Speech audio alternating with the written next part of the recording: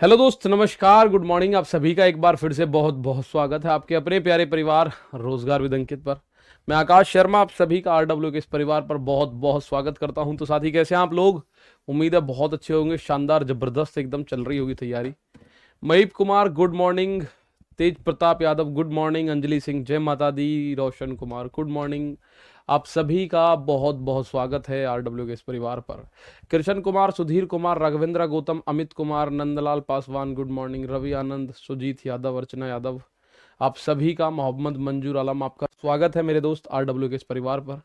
तो फटाफट से सभी लोग जुड़ चुके हैं, चलते हैं आज के क्वेश्चंस की तरफ, क्योंकि थोड़ा सा क्लास 4-5 मिनट की देरी से स्टार्ट हुई है, जो यूजुअली जो टाइम है हमारा उससे।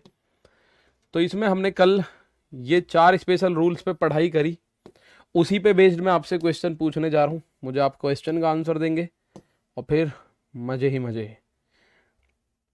मैं आपसे इस क्वेश्चन का आंसर पूछूंगा भाई, बताओ। ये क्वेश्चन आप लोगों ने पढ़ा था कल, मैंने आपको ऐसे क्वेश्चंस पढ़ाए हैं, ठीक है। बहुत ऐसे कल क्वेश्चन मैंने बताए हैं, आपको ये क्वेश्चन का आंसर करना है। 4 स्पेशल रूल पर आधारित क्वेश्चंस हैं ये, 4 स्पेशल रूल्स पर आधारित ये क्वेश्चंस आपके होने जा रहे हैं भाई। कौन से क्वेश्चंस हैं? Question based on 4 special rules. Questions based on 4 special rules.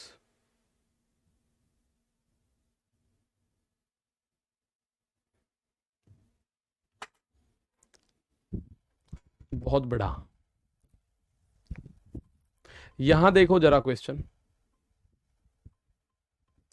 गुरु जी कल वाला 27 नंबर क्वेश्चन का सॉल्व कर दिया, अभी करता हूं 27। पहले देखो 66 वस्तुओं को, और मैंने आपको कल ये बताया था आप इसको कुछ समय के लिए भूल जाओ। 12,000 को, इस 12,000 को कुछ समय के लिए भूल जाओ।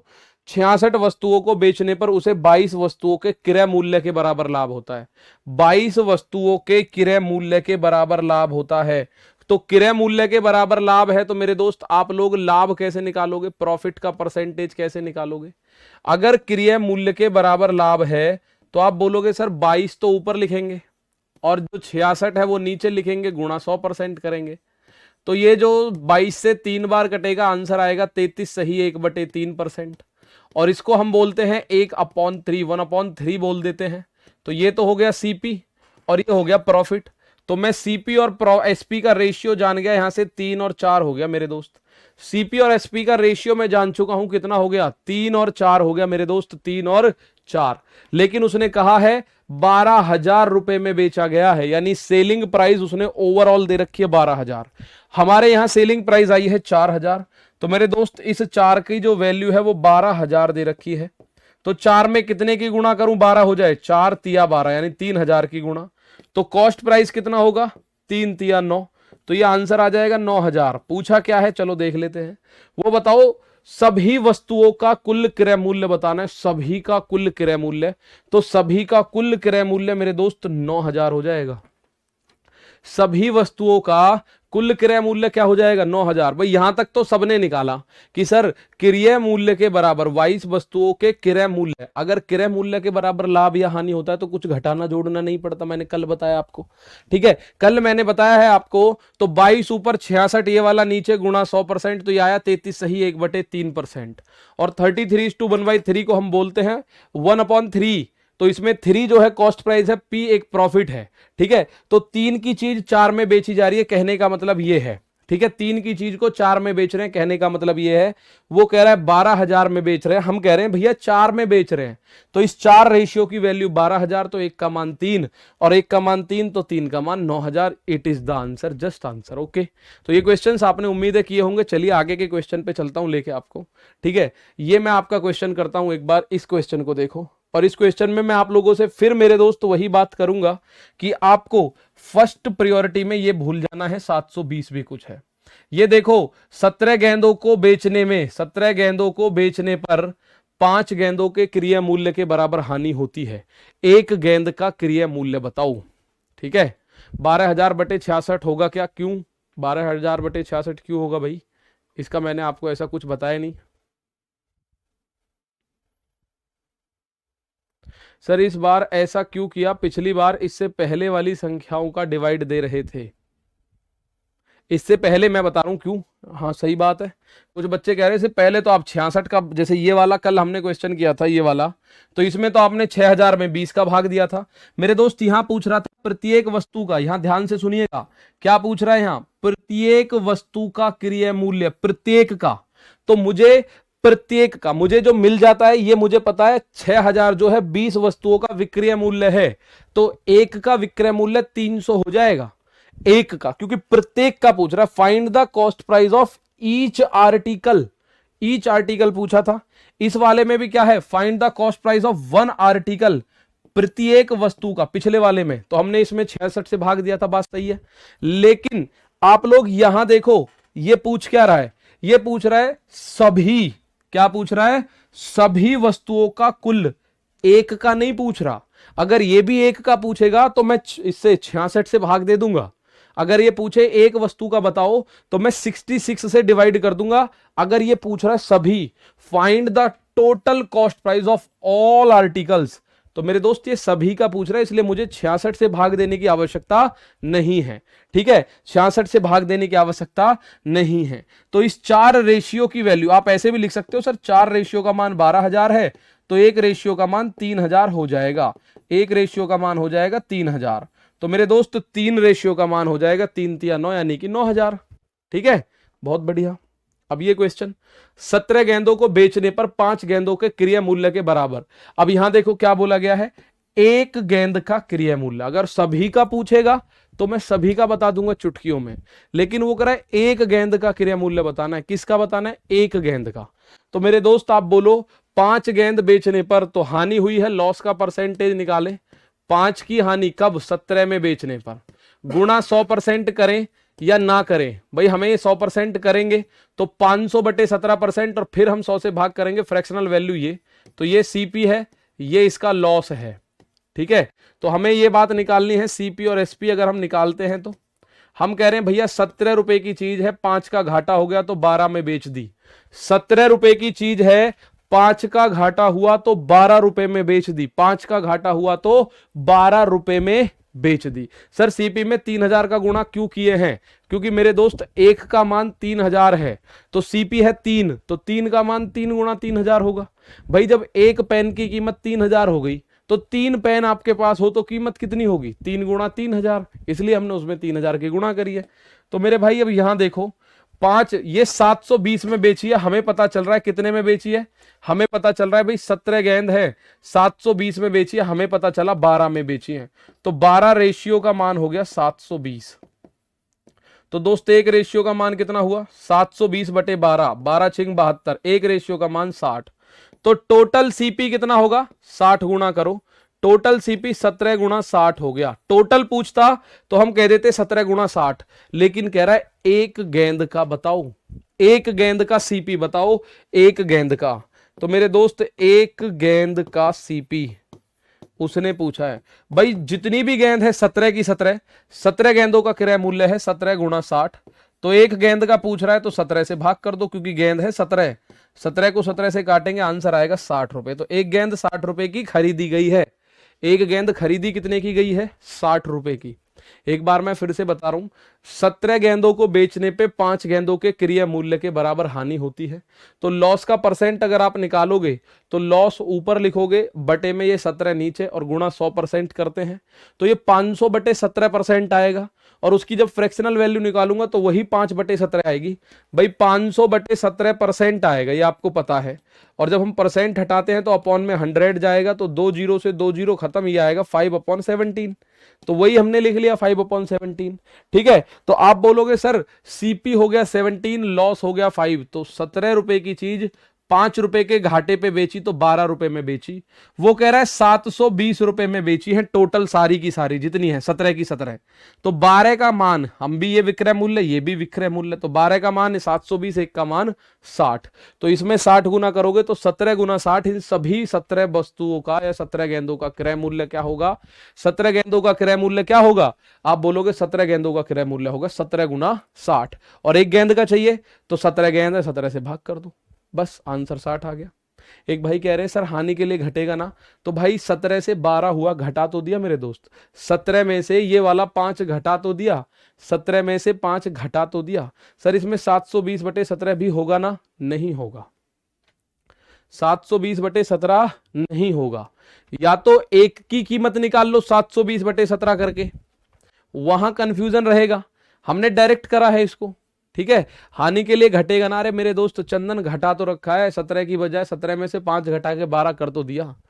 चंदन घिसो अपने आप को थोड़ा सा, यहां आपको पता चलेगा मेरे भाई 17 से 12 हो गया, इसका मतलब हमने हानि के लिए घटा दिया। अगर प्रॉफिट होता रहा तो 17 में हम 5 जोड़ के 22 कर देते, ठीक है ना। एक बार पिछले कल आपने क्वेश्चन किए थे उनको देखना, वो सारी चीजें आपको समझ आएंगी। तो 27वां क्वेश्चन, अच्छा जी 27वां क्वेश्चन आएगा। जब वस्तुओं को कुछ कम था ज्यादा में बेचा जाए, जब वस्तुओं को कुछ कम था, कम तथा, ये गलत लिख दिया है इसने,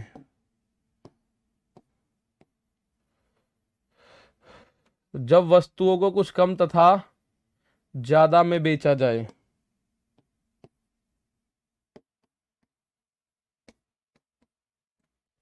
when the articles are sold for some less or more, ठीक है। सर सीपी एक्स मान के नहीं होगा, भाई एक्स मान के तो हो ही जाएगा, एक्स मान के करना क्यों है हम लोगों को, एक्स मान के मेरे दोस्त करना क्यों है हम लोगों को।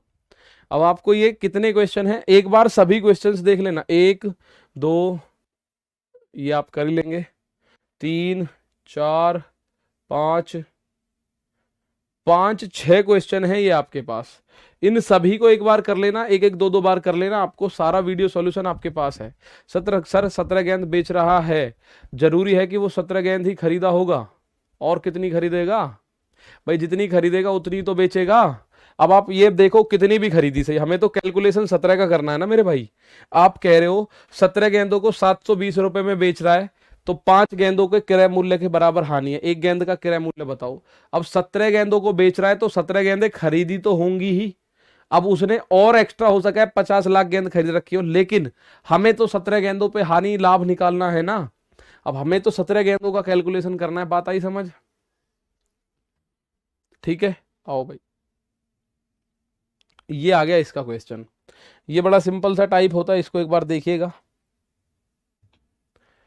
ठीक है। बहुत बढ़िया,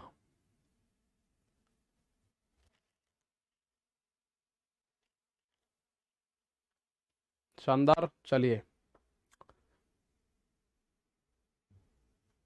सर, जो आप सूत्र बताए उस हिसाब से नहीं घटाया आप, मैंने भाई सिंपल बताया, मैंने रटवाया थोड़ी ना आपको कोई भी सूत्र, मैंने कोई फॉर्मूला रटवा दिया क्या अब तक आपको? अभी तक मेरे दोस्त मैंने आपको एक फॉर्मूला रटवाया है, लाभ बटे क्रय मूल्य गुणा 100 और हानि बटे क्रय मूल्य गुणा 100। बाकी तो मैंने आपको कोई फॉर्मूला ही नहीं बताया अब तक, इसमें केवल मैं कॉन्सेप्ट बता रहा हूं,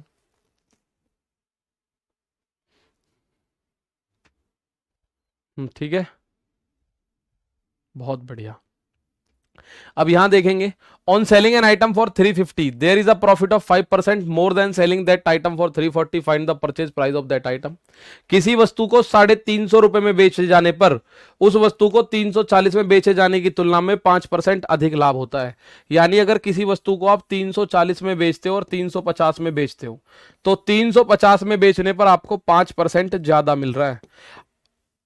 आप रुपए देखो, रुपए में कितना ज्यादा मिला, आप रुपए देखिए, रुपए में कितना ज्यादा मिल रहा है, 10 ज्यादा मिल रहा है रुपए में, 340 से 350, तो 5% का मान कितना हो रहा है, 10 रुपए।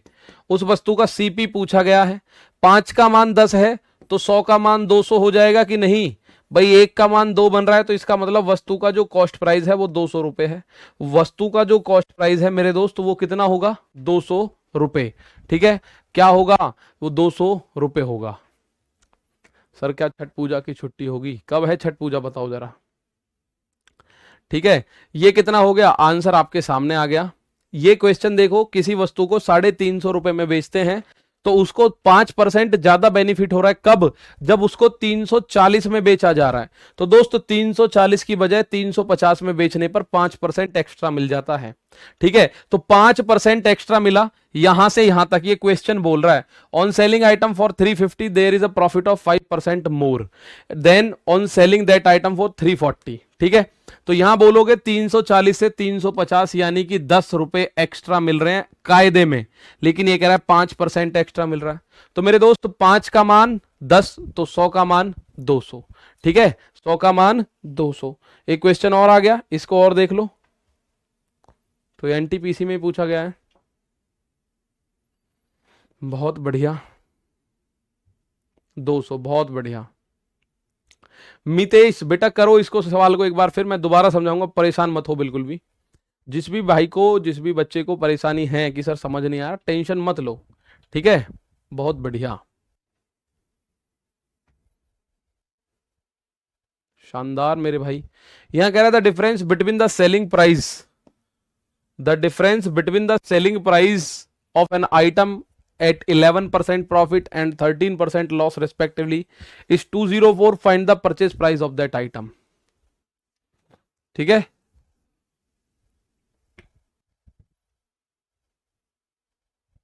बहुत सही है।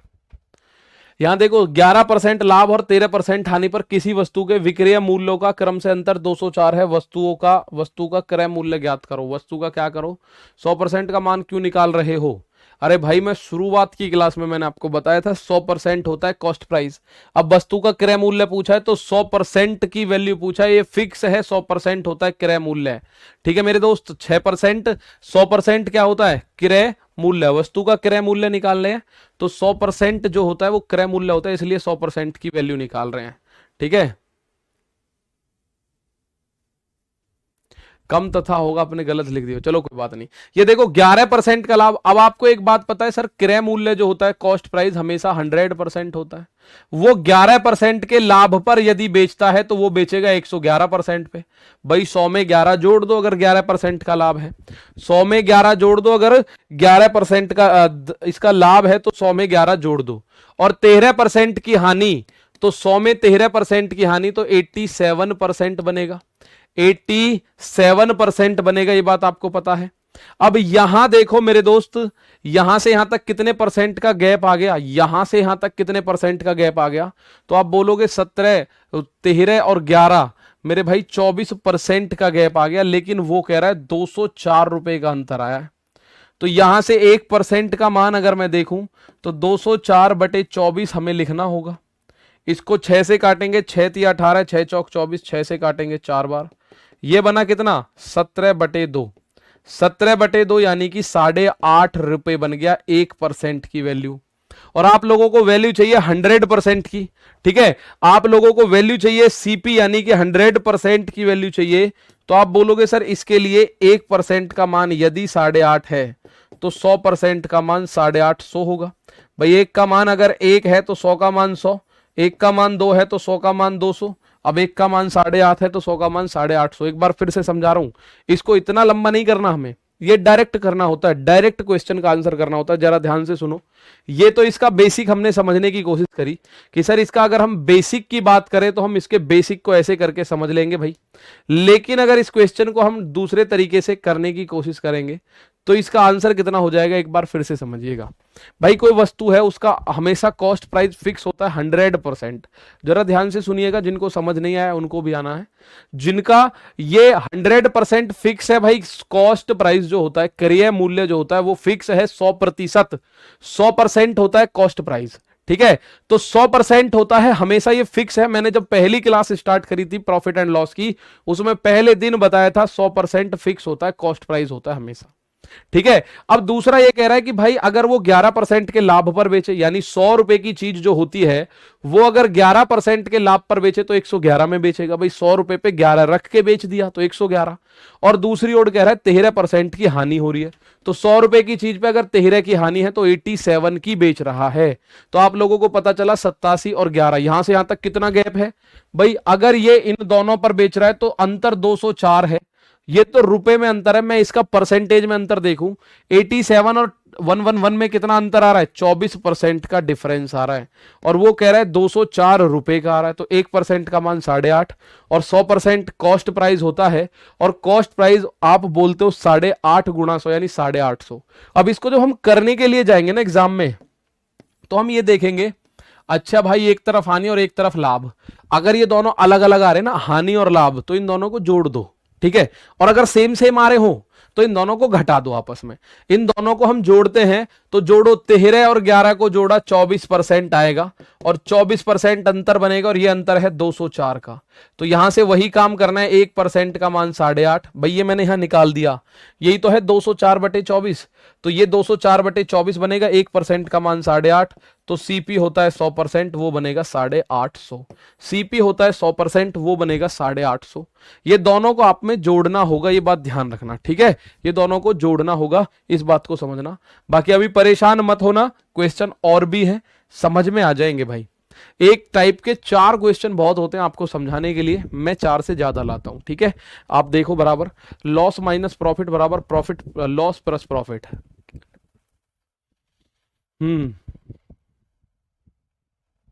इसमें 2 वस्तु बेच रहा है, नहीं भाई एक वस्तु बेच रहा है, पहले उस वस्तु को 11% के प्रॉफिट पे बेच रहा था, फिर उस वस्तु को 13% के लॉस पे बेच रहा है। जैसे यहां क्वेश्चन देखो, किसी वस्तु को, कोई एक वस्तु है, उसको जब 7% के प्रॉफिट पर और फिर उसके बाद 6% के लॉस पर बेचते हैं, तो ऐसा करने से उसके जो कॉस्ट सेलिंग प्राइस, उसके विक्रय मूल्य का अंतर है 104।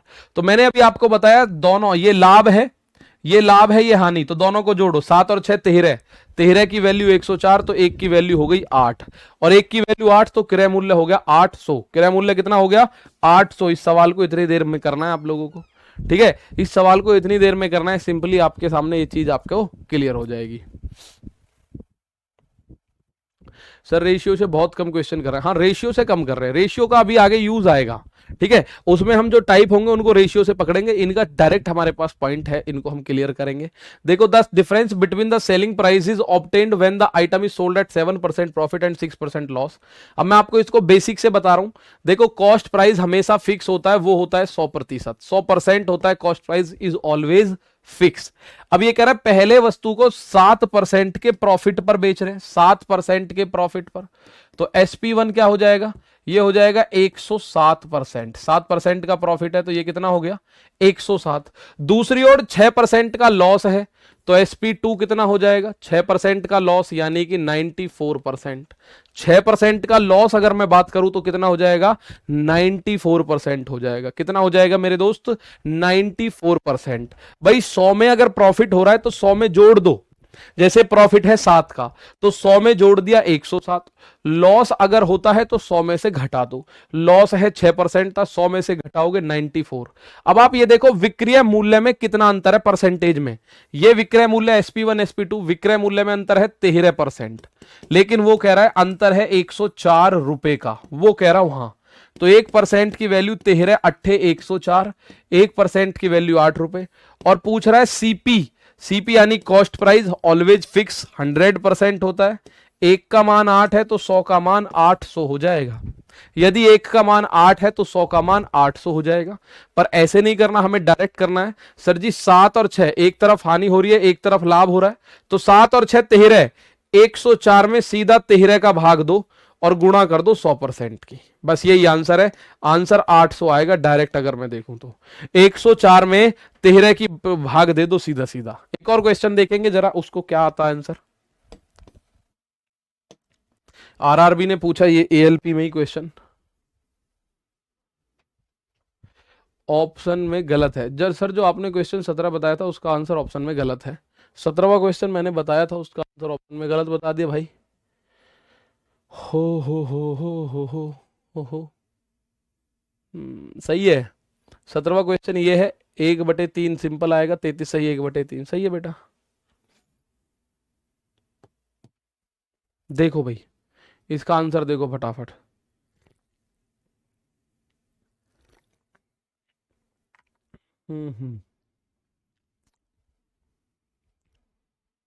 असर आलम मेरे दोस्त सही है, 17 का आंसर बेटा, 33 सही, 1/3 हो जाएगा।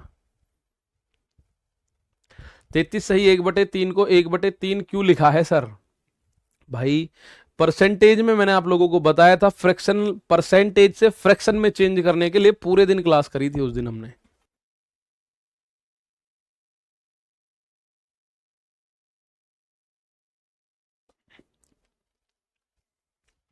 अगर लॉस और प्रॉफिट उल्टा कर दे, हाँ जी बिल्कुल ऐड होगा, इसमें कोई शक नहीं है। देखो अब मैं एक क्वेश्चन यहां बताऊं आपको, अगर यहां 7% की हानि और यहां 6% का लाभ होता ना, तो भी 7 और 6 जोड़ना ही था मुझे। एक तरफ लॉस एक तरफ प्रॉफिट, चाहे किसी भी तरफ लॉस हो किसी भी तरफ प्रॉफिट हो, अगर दोनों अलग अलग है तो दोनों को जोड़ना होगा और वो बराबर हो जाएगा इस डिफरेंस के हमेशा। ठीक है, दोनों तरफ प्रॉफिट होगा तो माइनस करेंगे, दोनों तरफ लॉस होगा तो भी माइनस करेंगे। मैं अभी क्वेश्चन लिखूंगा आपके लिए, परेशान मत होना बिल्कुल भी। Rajan has sold an item at a loss of 10%. If he had sold it for 57 more, he would have made a profit of 20%. ठीक है, what should be the selling price of the item to make a profit of 30%? अब देखो कितना बढ़िया question है। राजन ने किसी वस्तु को 10% के नुकसान हानि पर बेचा, यदि वो 57 रुपए ज्यादा में बेचता तो 20% का लाभ। मेरे दोस्त एक तरफ लाभ एक तरफ हानि है, तो मैं कॉस्ट प्राइस अगर निकालूं तो कैसे निकालूंगा, 57 और बटे एक तरफ लाभ एक तरफ हानि, दोनों को जोड़ो 20 और 20 30 गुणा 100 कर दो, 0 से 0 5 से 19 बार, तो इसका कॉस्ट प्राइस आ गया 190। कॉस्ट प्राइस उसने पूछा ही नहीं है। आप बोलो जी कॉस्ट प्राइस पूछ कौन रहा है, कॉस्ट प्राइस उसने पूछा ही नहीं है। ठीक है, अब आप ये कह रहे हैं 30% के प्रॉफिट पे, तो अब आप ये क्वेश्चन सबसे स्टार्टिंग में कराया था, किसी वस्तु का कॉस्ट प्राइस है 190 और प्रॉफिट हो रहा है उसको 30%, तो सेलिंग प्राइस क्या होगा, सेलिंग प्राइस होगा 190 का 130%, और 130% यानी बटे में 100 अपॉन में 100 में 2 जीरो से 2 जीरो, 13 निम्मा 117 का 7 हासिल 11, 13 एकम 13 11 24, 247 is the new selling price, 247 is the new selling price. Sir एक बात कल के बताइए, बताओ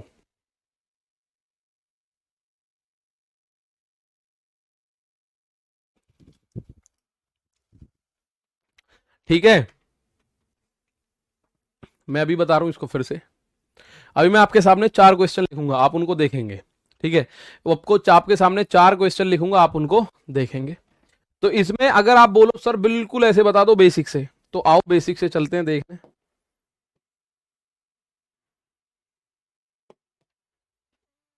बेसिक से चलते हैं देखते हैं। 130% का मान पूछा, बिल्कुल सही है। सर 30 कहां से आ गया बाता में, बेटा 30% ये आ गया ना, ये आ गया 30।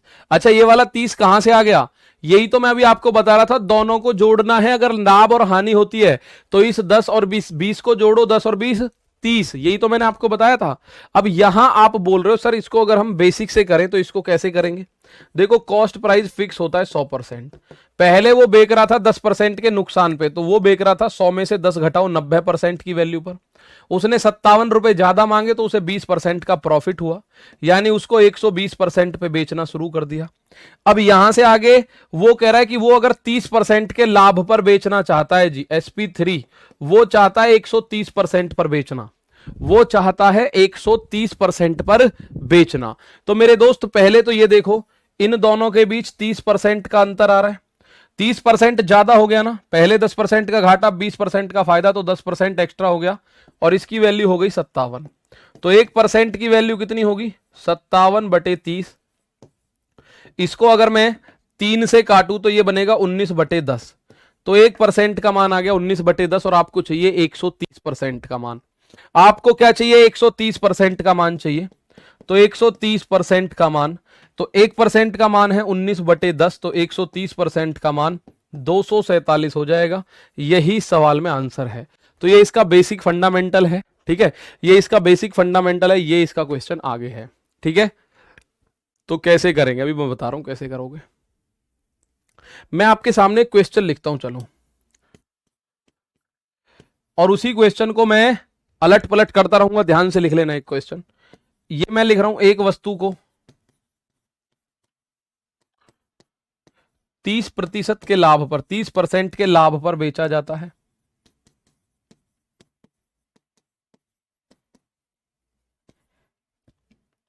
बेचा जाता है यदि उसे 100 रुपए कम में बेचा जाता कम में बेचा जाए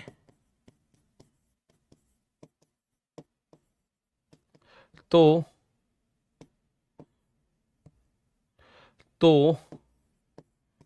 20% की हानि होती है।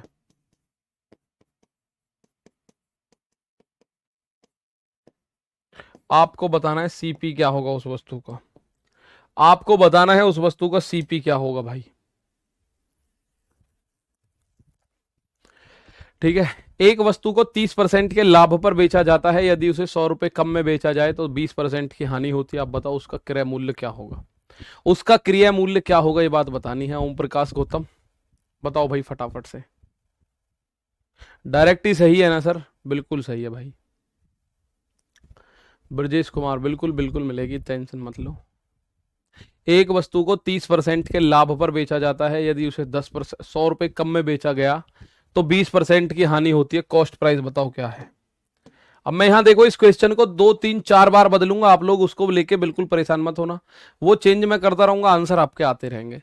ये कह रहा है 30% का लाभ हो रहा है, पहले पहले क्या हो रहा है, लाभ, और फिर क्या हो रहा है, हानि। तो लाभ और हानि हो रही है भैया, दो चीज, क्या हो रहा है, लाभ और हानि। तो मैंने आपको बोला था अगर लाभ और हानि होता है तो इन दोनों को जोड़ो। 20 30 50%, इसकी वैल्यू 100 रुपए दे रखी है, तो 100% की वैल्यू कितनी होगी, तो कॉस्ट प्राइस होता है 100%। अगर 50 का मान 100 है तो 100 का मान 200 रुपए होगा। इस सवाल का आंसर आ गया, इस सवाल का आंसर आ गया। इसका आंसर कितना हो जाएगा, 200 रुपए। जब मेरे दोस्त आपको 30% का, देखो मैं इसको आपको लिख के दिखाता हूं, समझना। कॉस्ट प्राइस होता है 100%, वो बेच रहा है 30% के लाभ पर, यानी 130% पे बेच रहा है। अब उसने उसको 100 रुपए कम में बेचा 100 रुपए कम में बेचा तो उसको 20% की हानि हुई। तो मेरे दोस्त उसका सेलिंग प्राइस कितना हो गया, 20% की हानि, यानी कि 100 में से 20 घटाओ 80%। आप देखो परसेंटेज में कितना घाटा हो गया उसे, 50% कम हो गया। 130 से सीधा 80 पे आ गिरा, 130% से सीधा 80 पे आ गिरा, तो 50% का घाटा हुआ। और वो कह रहा है घाटा कितने का हुआ, 100 रुपए कम किए बस। तो 50 का मान 100, तो 100 का मान 200, यही तो आंसर है, 100 का मान 200। तो ये आप लोगों ने करा है सर, बिल्कुल सही है। अब मैं आपके सामने इस क्वेश्चन को थोड़ा सा अटपटा करूंगा।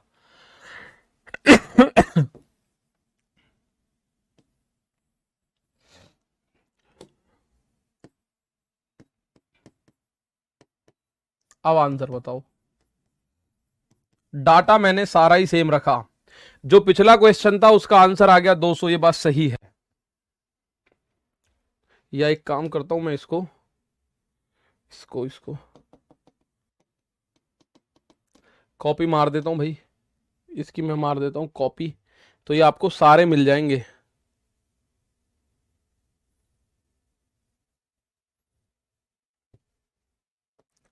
मैं कह रहा हूं 10% का लाभ होता है, 20% का लाभ होता है। अब क्या आंसर होगा भाई,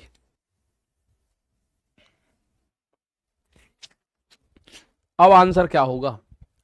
अब मैंने इस क्वेश्चन को थोड़ा सा चेंज कर दिया, हालांकि मैंने बढ़िया ये करा कि वो क्वेश्चन भी हटाया नहीं, वो क्वेश्चन भी आपको एज इट इज मिलेगा और ये क्वेश्चन भी आपको मिलेगा। ठीक है, और भैया जो समझ चुके हैं वो आंसर दे रहे सर 1000 इसका आंसर होगा, बिल्कुल सही है जिनका 1000 है। मेरे दोस्त मैंने आपको बताया था जब एक तरफ लाभ हो और एक तरफ हानि हो, जब एक तरफ लाभ होता है और एक तरफ हानि हो, तो पिछले वाले में आपने देखा यहां लाभ है यहां हानि है, तो लाभ और हानि होने पे इन दोनों को जोड़ेंगे। लेकिन मैं यहां देख रहा हूं यहां भी लाभ है यहां भी लाभ है, जब अलग अलग होता है ना लाभ और हानि तो उनको जोड़ना है, और जब दोनों जगह एक जैसा हो तो उनको घटा देना। इनको घटाओगे यानी 30% में से 20% को घटाओ, 30% में से 20%, ये अपने दिमाग में घटाना है। तो ये 10%, और 10% का मान हो गया 100, ये वाला 100 रुपए। तो कॉस्ट प्राइस होता है मेरे दोस्त 100%। तो 100% की जो वैल्यू है, अगर 10 का मान 100 है तो 100 का मान 1000 हो जाएगा। अब इसको बेसिक समझिए, बेसिक क्या कह रहा है। बेसिक ये कहता है भैया कॉस्ट प्राइस होता है 100%, पहले किसी वस्तु को बेचा जा रहा था 30% के लाभ पर, यानी वस्तु का विक्रय मूल्य था 130%। अब उसने उसकी वैल्यू 100 रुपए कम कर दी, अब भी लाभ ही हो रहा है, तो विक्रय मूल्य 2 क्या है, 20% का लाभ यानी 120%। तो यहां से यहां तक देखो कितना कम हो गया 10%, और वास्तव में कितना कम हुआ है 100 रुपए। तो 10% का मान 100 है तो 100% का मान 1000 हो जाएगा। बिल्कुल क्लियर बात है। तो ये बात आपको उम्मीद है समझ आई होगी। अगर दोनों एक जैसी संख्याएं हैं तो वो घट जाती हैं। जैसे अगर इस क्वेश्चन को मैं यहां करूं, अगला क्वेश्चन लिख रहा हूं मैं इसमें, अगला क्वेश्चन मैं लिख रहा हूं इसमें, यहां मैं इसमें थोड़े से चेंजेस कर रहा हूं। 10% की हानि 30% की हानि पर बेचा जाता है। 30% की हानि पर, 30% की हानि पर बेचा जाता है। यदि उसे 100 रुपए कम में बेचा जाए तो 40% की हानि होती है। कितने की? 40% की हानि होती है। ठीक है, 40% की हानि होती है। अब आप उसका सीपी बताओ कितना होगा। 40% की हानि होती है। मैंने अगला क्वेश्चन कर दिया ये। ठीक है, ये सारे क्वेश्चंस ऐड कर करके लिख लेना आराम से। 40% की हानि होती है, ये बात आप आंसर दे लेंगे फटाफट से। अब आंसर क्या होगा? जी, मैं देख पा रहा हूं फिर से सर, आंसर वही होगा 1000। क्यों? क्योंकि मेरे भाई यहां पे हानि हो रही है, यहां पे भी हानि हो रही है। अब दोनों जगह, अगर दोनों जगह सेम चीज हो रही है, चाहे लाभ होता हो चाहे हानि होती है, वेदर इट इज प्रॉफिट और it is loss, no problem. If these both are same, profit profit, loss loss, अगर सेम है ना, तो मेरे प्यारे भाई इनको अंतर करना पड़ेगा। 40 में से 30 को घटाओ, 40 माइनस 30, आप बोलोगे सर जी 10% आ गया। और डिफरेंस कितना है वास्तव में? 100 रुपए का। तो 100% की वैल्यू वही 1000 हो जाएगी, पहले की तरह आंसर। कॉस्ट प्राइस की मैं बात करूं तो कितना हो जाएगा? पहले की तरह 1000 हो जाएगा। अब मैं समझाता हूं इस क्वेश्चन का बेसिक फंडा कैसे होगा। देखो, कॉस्ट प्राइस जो है वो 100% फिक्स है। पहले 30% की हानि हो रही है, यानी कि SP1 कितना है? 70%। भाई लॉस होता है तो 70% उसका लॉस है। लॉस होता है तो प्यारे दोस्त 70% पे बेच रहा है। लेकिन उसने और 100 रुपए कम में बेचा तो हानि 40 की हो गई। तो दूसरा सेलिंग प्राइस कितना हो गया? 100 में से 40 घटाओ, 60%। तो ये देखो कितना घट गया। आप बोलोगे सर 10% घट गया। तो 10% घटा, वो कह रहा है 100 रुपए घटा। तो मेरे दोस्त 100% की वैल्यू 1000 हो ही जाएगी फिर तो। इस सवाल का आंसर आप बोल सकते हो सर 1000 हो गया। इस सवाल का आंसर 1000 हो गया। सेम सेम आंसर होगा सर जी, बिल्कुल सेम होगा। चलिए मैं एक और क्वेश्चन बदल देता हूं इसमें, और उसका आंसर आप लोग फटाफट से करना। ये चारों क्वेश्चन स्पेशली लिख लेना। उन बच्चों को जरूर लिखना है जो ये कंफ्यूज थे, सर अगर दोनों एक सी चीज हो जाए तो क्या होगा। मैं कह रहा हूं किसी वस्तु को, किसी एक वस्तु को 40% की हानि पर बेचा जाता है। यदि उसे, यदि उसे 350 रुपए ज्यादा में बेचा जाए, 350 रुपए ज्यादा में बेचा जाए तो तो हम क्या कर सकते हैं?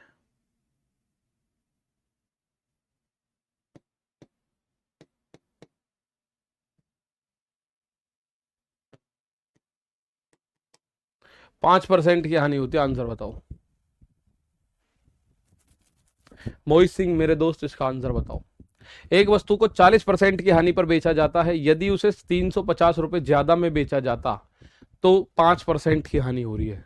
अब इसका कॉस्ट प्राइस बताओ क्या होगा। What will be the cost price?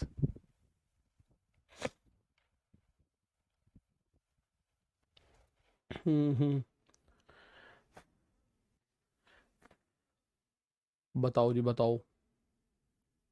अभिषेक संजय सूरज, अभिषेक संजय सूरज, सरोज सोनू कुलदीप, 3500 रुपये बता दिया कुलदीप ने। इसका answer is the answer sir ji 3500। Siddharth धन्यवाद बथरे, ये 10 बता रहे हैं, कोई 100 बता रहे हैं। गौतम जी तो 1000। सुहिल कुरैसी 1000। गुड़िया 1000। 1000 1000 आंसर फिर से आना शुरू हो चुका है।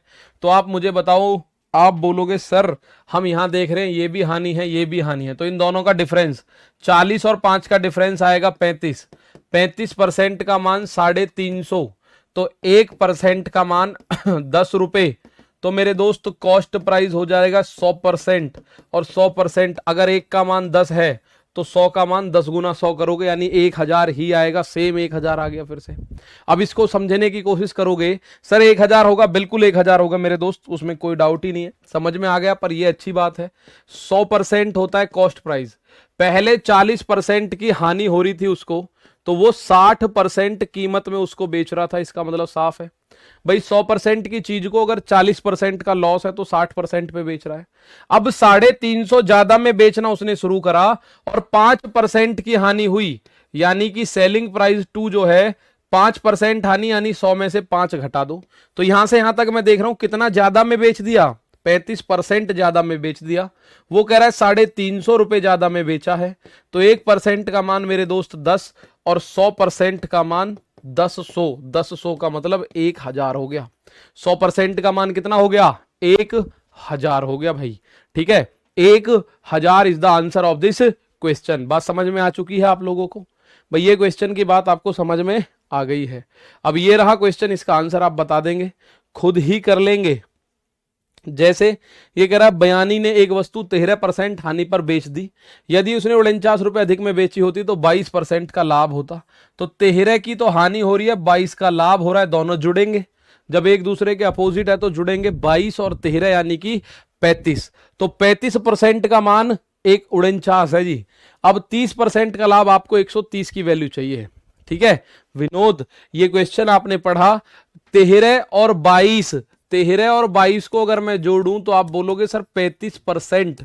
और दोस्त मेरे 35% की वैल्यू दे रखी है 49, 7 सत्ते 49, 7 पंजे 35, तो 1% का मान 7/5।